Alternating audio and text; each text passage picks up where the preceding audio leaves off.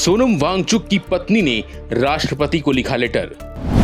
सोनम वांगचुक की तत्काल रिहाई की मांग। जी हां, लद्दाख के पर्यावरण कार्यकर्ता सोनम वांगचुक की पत्नी गीतांजलि आंगमो ने बुधवार को राष्ट्रपति द्रौपदी मुर्मू को एक भावुक पत्र लिखकर अपने पति की बिना शर्त रिहाई की मांग की है, जिन्हें लद्दाख में हिंसक विरोधी प्रदर्शनों को भड़काने के आरोप में हिरासत में लेकर जोधपुर जेल ले जाया गया था।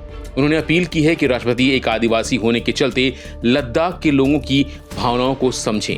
आंगमो ने यह लेटर पीएम नरेंद्र मोदी और गृह मंत्री अमित शाह को भी भेजा है। पत्र में गीतांजलि ने सोनम वांगचुक की बिना शर्त रिहाई की मांग की है। सोनम को उन्होंने जलवायु परिवर्तन और पिछड़े आदिवासी क्षेत्रों के विकास के लिए आंदोलन करने वाला शांतिपूर्ण गांधीवादी प्रदर्शनकारी बताया है। गीतांजलि ने यह भी दावा किया है कि उन्हें उनके गांव फियांग में सीआरपीएफ की निगरानी में रखा गया है।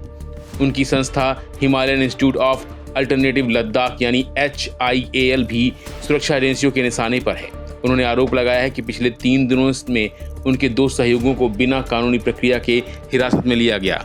पत्र में आंगमो ने लिखा है कि सोनम वांगचुक को गिरफ्तारी के समय अपने कपड़े और दवाइयां भी नहीं लेने दी गईं, जबकि सितंबर में 15 दिन का उपवास करने के बाद उनकी तबीयत कमजोर है और उन्हें दवाइयों और बुनियादी सुविधाओं की बेहद ज़रूरत है।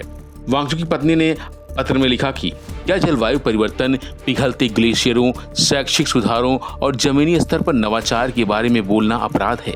पिछले 4 वर्षों में शांतिपूर्ण गांधीवादी तरीके से पारिस्थितिक रूप से नाजुक पिछड़े आदिवासी क्षेत्र के उत्थान के लिए आवाज उठाना अपराध है। इसे निश्चित रूप से राष्ट्रीय सुरक्षा के लिए खतरा नहीं कहा जा सकता। वांगचुक की पत्नी आंगमो ने मुर्मू की आदिवासी पृष्ठभूमि का हवाला देते हुए उनसे लद्दाख के लोगों की भावनाओं को समझने की अपील की है।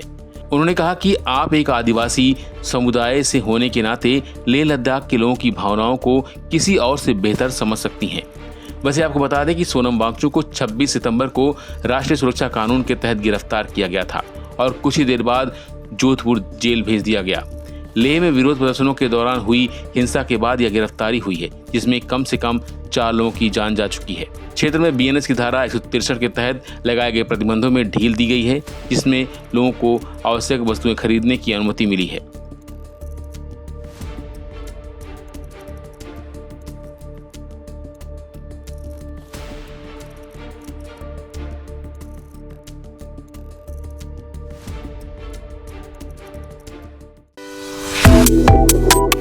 Subscribe to One India and never miss an update.